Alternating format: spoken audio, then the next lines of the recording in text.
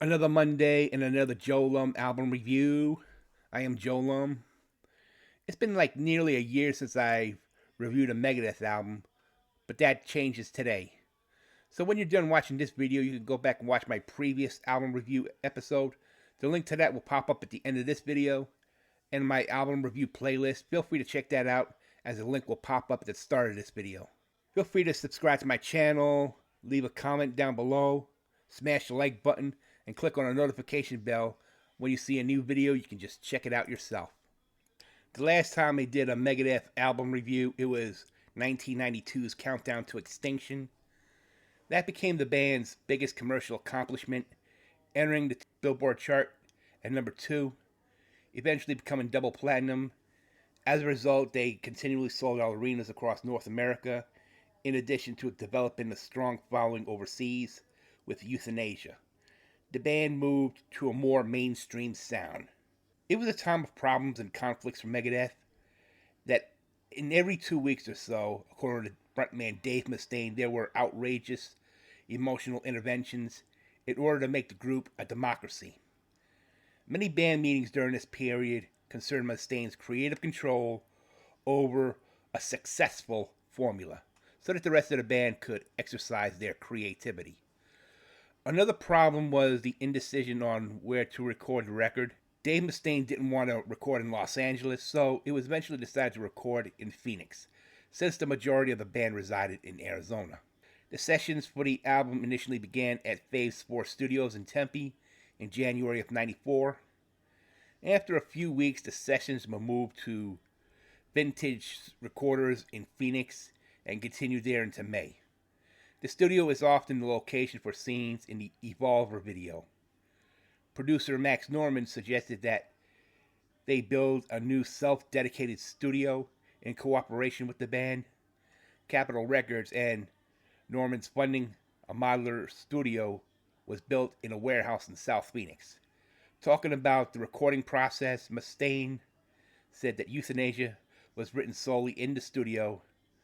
We weren't playing any old catalog material. None of the past really influenced the new record. He mentioned that he gave more freedom to the other members and called the album very much a total band effort. The cover art for this record was done by Hugh Sim. It features an elderly woman hanging babies by their feet on a seemingly endless clothesline. According to David Ellison, the artwork concept was directly inspired from a line of the title track, "We've been hung out to dry." He explained that the title track was probably the strongest representation of how we feel about the young people who listen to our music and what their future holds for them. It's like you have a choice. You can become proactive, or you can choose euthanasia. The title is a combination of words, youth and euthanasia. Mustaine has stated the idea for the title stems from hearing about Jack Kevorkian, as well as the declining state of well-being of young people, specifically referring to issues like drugs, crime, and violence, and lack of parenting. The live version of the artwork is also seen in Train of Consequences' music video.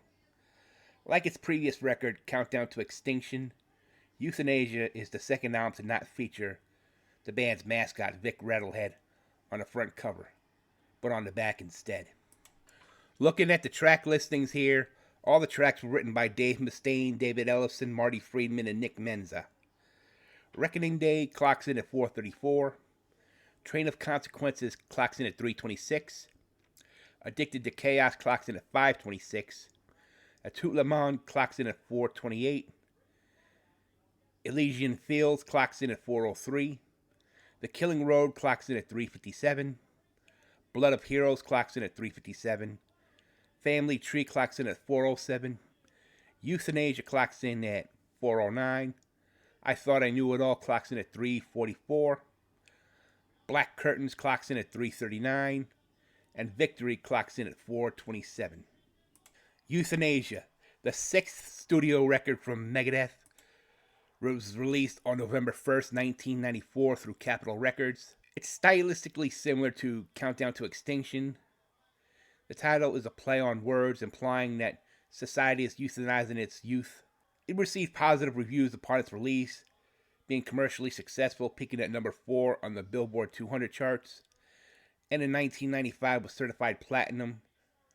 A remixed and remastered edition featuring several bonus tracks with detailed liner notes was reissued on July 27th of 2024. Anyways, the 3 singles were released from the album were Reckoning Day, Train of Consequences, and A Tout Le Monde.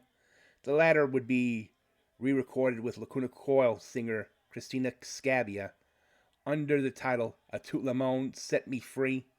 This version was also released as a single and included on Megadeth's 2007 record, United Abominations. The overall rating for Youthanasia is a 7 out of 10. Many weeks ago, when I ranked this record number 6 on my best albums of 1994 list, I mentioned that this was arguably, and still is, Megadeth's second best record behind Countdown to Extinction and ahead of 1990's Rust in Peace. Now, there had been great Megadeth releases since then, like 2016's Dystopia and the most recent record, 2022's The Sick, The Dying, and the Dead. But nothing beats the classic Megadeth lineup at its peak. The standout tracks for me were Train of Consequences, Addicted to Chaos, and A Tout Le Monde. Now, for the rest of the 90s, they would hit a slump with albums like Cryptic Writings and Risk, and 2001's The World Needs a Hero was where Megadeth hit rock bottom. It would take a few years before Megadeth would return to their thrash metal roots in the mid-2000s with the 2004 record The System Has Failed.